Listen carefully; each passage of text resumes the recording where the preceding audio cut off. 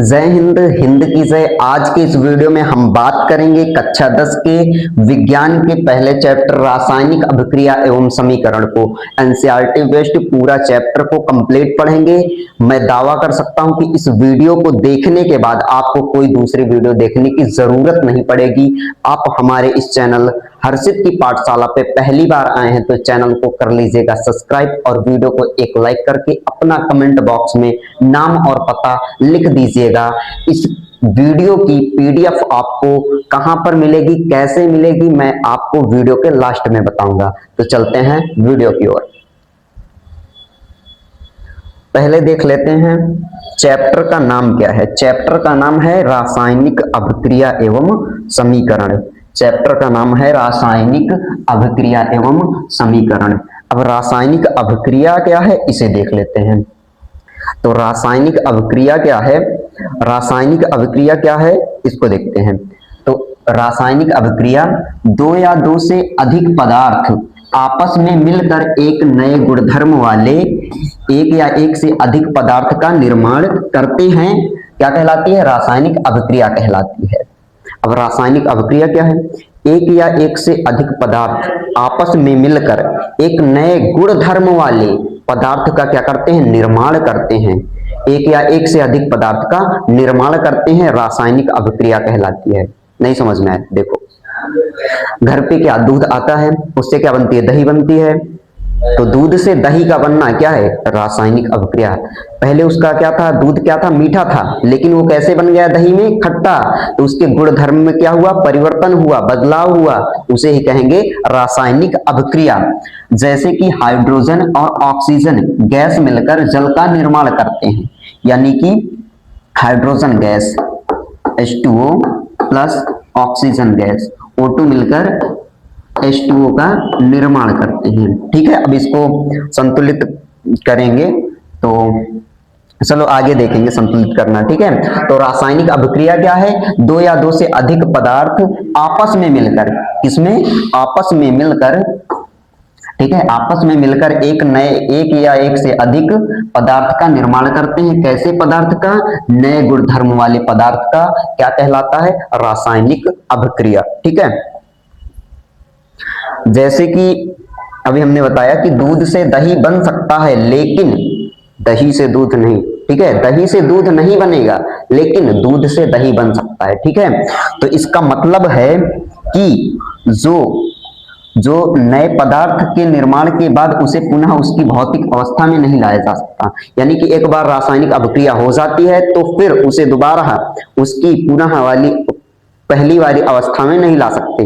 जैसे कि दूध से दही बन सकता है, लेकिन दही से दूध नहीं बनेगा। ठीक है, दूध से तो दही बन जाएगा, लेकिन दही से दूध नहीं बनेगा। तो इसका मतलब क्या है? नए पदार्थ के निर्माण के बाद उन्हें उनकी पुरानी यानी कि पुनः भौतिक अवस्था में लाया नहीं जा सकता। ठीक है, उसके बाद देखेंगे रासायनिक अभिक्रिया जब होती है तो उसके दौरान क्या क्या घटनाएं होती हैं। जब रासायनिक अभिक्रिया होती है तो क्या क्या होता क्या है? तो उसके दौरान होने वाली घटनाएं, पहला क्या है? पदार्थ की अवस्था में परिवर्तन। क्या होता है? पदार्थ जो होता है, जो रासायनिक अभिक्रिया में भाग लेता है, उस पदार्थ में क्या होता है? परिवर्तन होता है, उसकी अवस्था में परिवर्तन होता है, पहला। दूसरा, उस पदार्थ के रंग में परिवर्तन होता है। किसमें होता है? रंग में। और तीसरा क्या है? उस पदार्थ के तापमान में परिवर्तन होता है। और चौथा क्या है?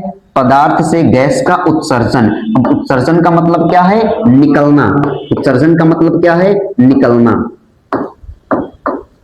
ठीक है, तो देखो, चार रासायनिक अभिक्रिया के दौरान घटनाएं होती हैं। पहली कौन सी? पदार्थ की अवस्था में परिवर्तन। दूसरा, पदार्थ के रंग में परिवर्तन। तीसरा, पदार्थ के तापमान में परिवर्तन। और चौथा, पदार्थ से गैस का उत्सर्जन। ठीक है, यही चार रासायनिक अभिक्रिया के दौरान घटनाएं होती हैं। इसके बाद है हम लोगों के दैनिक जीवन। अब दैनिक जीवन का मतलब होता है कि रोज वाली क्रिया, यानी हम लोग रोज क्या करते हैं, प्रतिदिन हमारा काम क्या है, इसे क्या कहेंगे? दैनिक जीवन। अब दैनिक जीवन में होने वाली रासायनिक अभिक्रियाएं, दैनिक जीवन में प्रतिदिन हम लोगों के साथ रासायनिक अभिक्रियाएं होती हैं, लेकिन हम उसे जानते नहीं है। आज देखेंगे क्या क्या होती हैं। तो पहला क्या है, हम लोग भोजन करते हैं तो उसका क्या होता है, पाचन होता है। क्या होता है, पाचन। तो भोजन का पाचन। और दूसरा क्या, भोजन का हमने पाचन किया, फिर उससे क्या करेंगे हम लोग, उससे क्या करेंगे, ऊर्जा प्राप्त करेंगे। तो भोजन का पाचन और दूसरा क्या, श्वसन। श्वसन के माध्यम से हम लोग ऊर्जा प्राप्त करते, तो दूसरा क्या हुआ, श्वसन। ठीक है, पहला क्या हुआ, भोजन का पाचन, दूसरा श्वसन, और तीसरा क्या, लोहे पर जंग का लगना। घर पे दरवाजा होता है, खिड़की होती है, ठीक है, और बहुत सारी चीजें होती है, उसमें धीरे धीरे धीरे धीरे जंग लगने लगता है, उसे ही क्या कहेंगे, लोहे पर जंग लगना। ठीक है, और तीसरा क्या है, दूध से दही का, वो चौथा क्या है, दूध से दही का बनना। इन चार रासायनिक अभिक्रिया के दौरान घटनाएं होती है। पहला कौन सी, भोजन का पाचन, दूसरा श्वसन, तीसरा लोहे पर जंग का लगना, और चौथा क्या है, दही का बनना। ये प्रतिदिन हम लोगों के जीवन में चार रासायनिक अभिक्रियाएं घटित होती रहती हैं। ठीक है, इसके आगे देखेंगे, इसके अगले पेज पे। अब रासायनिक अभिक्रिया क्या होती है, रासायनिक अभिक्रिया क्या होती है और दैनिक जीवन में इसका क्या क्या प्रभाव है हम लोगों के, इतना हम लोगों ने देख लिया। अब रासायनिक अभिक्रिया किन किन के द्वारा होती है, देखो जैसे लड़ाई झगड़ा होता है ना, हाँ ठीक है, समझ में आए। एक व्यक्ति है H, ठीक है, हाइड्रोजन गैस है, और कौन, ऑक्सीजन गैस। इन दोनों के बीच में झगड़ा नहीं होगा, दोस्ती होगी। क्या होगी, दोस्ती, मित्रता। इन दोनों ने मित्रता की और क्या किया, एक नए व्यक्ति का निर्माण किया, किसका, H2O यानी कि जल का, पानी का। ठीक है, तो इधर वाले जो रासायनिक अभिक्रिया को करते हैं, इनको कहते हैं हम लोग अभिकारक। क्या कहते हैं, अभिकारक। रासायनिक अभिक्रिया को करने वाले या फिर रासायनिक अभिक्रिया में भाग लेने वाले, हिस्सा लेने वाले को क्या कहेंगे, अभिकारक। ठीक है, इसे क्या कहेंगे, अभिकारक। अब रासायनिक अभिक्रिया तो हुई, उसके बाद क्या बना, जल बना। क्या बना, जल बना। अब जल जब बन गया, जल बन गया तो ये क्या हुआ, ये रासायनिक अभिक्रिया में भाग लिए तो इन्हें क्या कहेंगे, अभिकारक। अब रासायनिक अभिक्रिया के बाद जो पदार्थ बना उसे हम लोग क्या कहेंगे, उत्पाद। क्या कहेंगे, उत्पाद। ठीक है, तो वही यहां पे भी लिखा हुआ है, ऐसे पदार्थ जिनका निर्माण रासायनिक अभिक्रिया में होता है। देखो ये रासायनिक अभिक्रिया हुई, इसमें किसका पदार्थ हुआ, वो निर्माण हुआ जल का। तो जल क्या है, उत्पाद। और हाइड्रोजन गैस और ऑक्सीजन गैस मिलकर पदार्थ जल का निर्माण किए, तो जो मिलकर किए इन्हें क्या कहेंगे, अभिकारक। ठीक है, यही यहाँ पे भी लिखा हुआ है कि ये अभी मैंने लिखा था ना, हाइड्रोजन प्लस ऑक्सीजन दोनों मिलकर किसका निर्माण कर रहे हैं, H2O यानी कि जल का। ठीक है, इन्हें क्या कहेंगे, उत्पाद, और इन्हें क्या कहेंगे, अभिकारक। ठीक है, यहां तक समझ में आया। कमेंट बॉक्स में आप अपना अपना नाम लिख दीजिएगा। ठीक है, कहां से हैं आप, ठीक है, और किस चैप्टर की इसके बाद वीडियो चाहते हैं। ठीक है, अब रासायनिक अभिक्रिया तो हो गई, अब रासायनिक अभिक्रिया तो हो गई, और मैंने जो लिखा H2 प्लस O2, फिर एरो बनाया, उसके बाद H2O यानी जल, ये लिखा। तो इसको लिखना क्या कहलाता है, रासायनिक समीकरण। क्या कहलाता है, रासायनिक समीकरण। तो कहलाता क्या है, रासायनिक समीकरण। रासायनिक अभिक्रिया में भाग लेने वाले पदार्थ को क्या कहेंगे, उत्पाद। तो रासायनिक अभिक्रिया को उसके प्रतीकों, किसके प्रतीकों, सूत्रों, संकेतों के साथ उसकी भौतिक अवस्था को दर्शाना ही रासायनिक समीकरण कहलाता है। क्या कहलाता है, रासायनिक समीकरण। ठीक है, तो अब जैसे कि उदाहरण पे देख लीजिएगा, हाइड्रोजन प्लस ऑक्सीजन मिलकर क्या बनाया, जल। ठीक है, तो हमने इसको क्या किया, हाइड्रोजन को प्लस ऑक्सीजन बराबर जल। इनको देखो, इसकी भौतिक अवस्था क्या होगी, H2O यानी क्या होता है, ये गैस। ठीक है, इसके बाद ऑक्सीजन भी क्या होती है, एक वो क्या होती है, गैस होती है। ठीक है, फिर से देख लीजिए, हाइड्रोजन क्या है, गैस, प्लस O2 ऑक्सीजन भी क्या है, गैस। ये दोनों गैस मिलकर क्या निर्माण कर रही हैं, H2O। यानी क्या है H2O, लिक्विड, यानी जल कैसा है, लिक्विड, तरल है। तो इसको किसको इस तरह से लिखना, जो ये शब्दों में लिखा था ना, ये शब्दों में लिखा था हाइड्रोजन प्लस ऑक्सीजन बराबर जल, इसको इस तरह में लिख देना, इस तरह से लिख देना क्या कहलाएगा, रासायनिक समीकरण। समझ में आया? आया, ठीक है। अब भौतिक अवस्थाएं यहाँ पे आया है कि भौतिक अवस्थाएं क्या होती है ना, अभी यहाँ पे आया है भौतिक अवस्थाएं। अब भौतिक अवस्थाएं क्या है, तो ये कुछ भौतिक अवस्थाएं लिखिए जिनको दर्शाया जाता है। ठोस को सॉलिड कहते हैं तो इसको S से दर्शाया जाता है। द्रव को लिक्विड कहते हैं तो इसे L से दर्शाया जाता है। गैस को गैस ही कहते हैं तो इसे G से दर्शाया जाता है। ठीक है, और जलीय विलयन यानी कि एक्वस को AQ से दर्शाया जाता है। ठीक है, ठीक है, यहां तक समझ में आया? आगे चलें।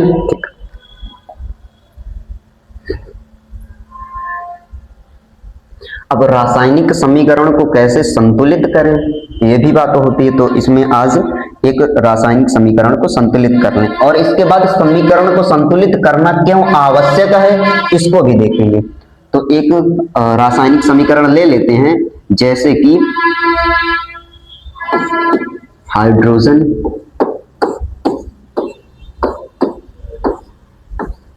प्लस ऑक्सीजन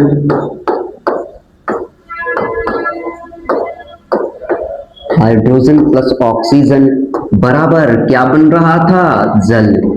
ये बन रहा था ना, ये बन रहा था ना, इसको मैंने कितनी बार रिपीट किया है ना, बन रहा था ना। उसके पहले मैं आपको थोड़ा सा बता दूं,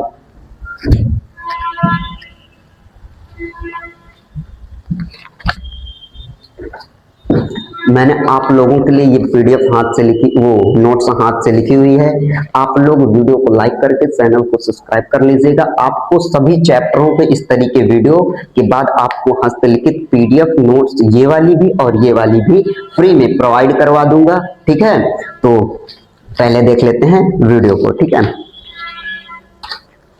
तो इसको तो हमने लिख दिया। अब इसको समीकरण बनाना है ना, अभी हमने सीखा समीकरण कैसे बनाते हैं, तो अब समीकरण बनाएंगे। तो समीकरण बनाएंगे तो इसको ले लेते हैं H2।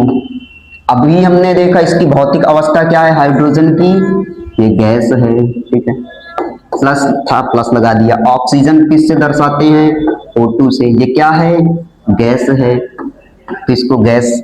ठीक है, ये एरो था, एरो बना दिया। इसके बाद जल का सूत्र क्या होता है, H2O। ठीक है, क्या ये रासायनिक समीकरण संतुलित है, नहीं है, है नहीं है। देखो इसको संतुलित कैसे करेंगे। ठीक है, तो सबसे पहले करते क्या है, इधर क्या है, हाइड्रोजन है। ठीक है, तो इसको एक बॉक्स में बंद कर देंगे। इसमें कितने हैं, 2। इधर क्या है, ऑक्सीजन O2, इसमें कितने हैं, 2। इसकी संख्या कितनी है, 2। अब इधर वाले का अलग लिख लेंगे।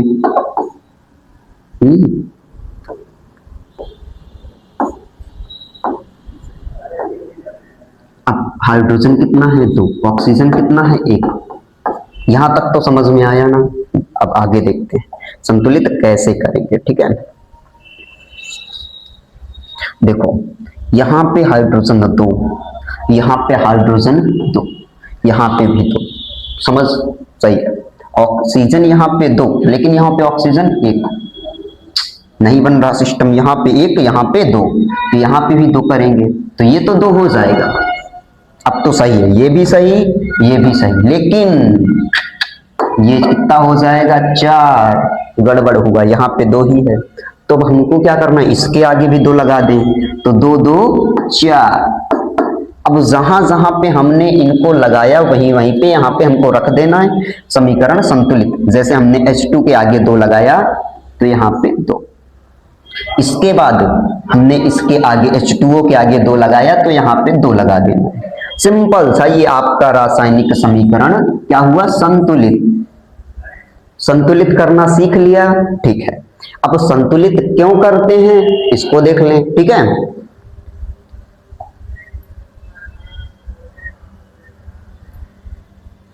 रासायनिक समीकरण को संतुलित करना क्यों आवश्यक है, यानी कि आवश्यक का अर्थ है, आवश्यक का अर्थ होता है जरूरी।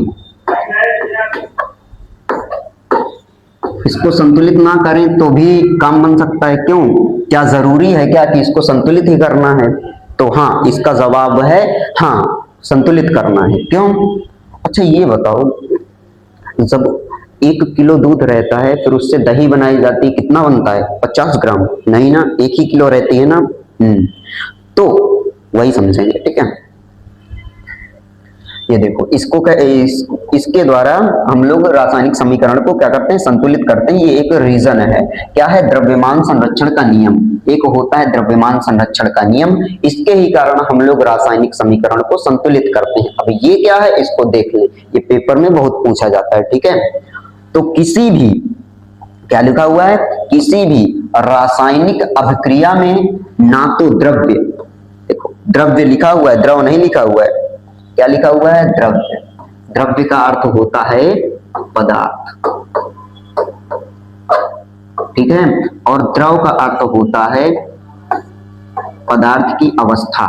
पदार्थ की अवस्था है एक द्रव, ठीक है। तरल जिसे कहते हैं तरल, ठीक है। तो द्रव और द्रव्य में बहुत अंतर है। तो सुनना, किसी भी रासायनिक अभिक्रिया में ना तो द्रव्य यानी पदार्थ का निर्माण होता है और ना ही विनाश। विनाश का अर्थ क्या है? नष्ट होना। ना तो निर्माण होता है और ना ही विनाश किया जा सकता है। इसे क्या कहेंगे? द्रव्यमान संरक्षण का नियम। समझ में आया? ठीक है। इसके आगे देखेंगे, आगे क्या है? तो अब रासायनिक अभिक्रिया तो हमने पढ़ लिया, अब इसके प्रकार पढ़ लें कि रासायनिक अभिक्रिया के कौन कौन से प्रकार हैं। तो रासायनिक अभिक्रिया के प्रकार पढ़ लें।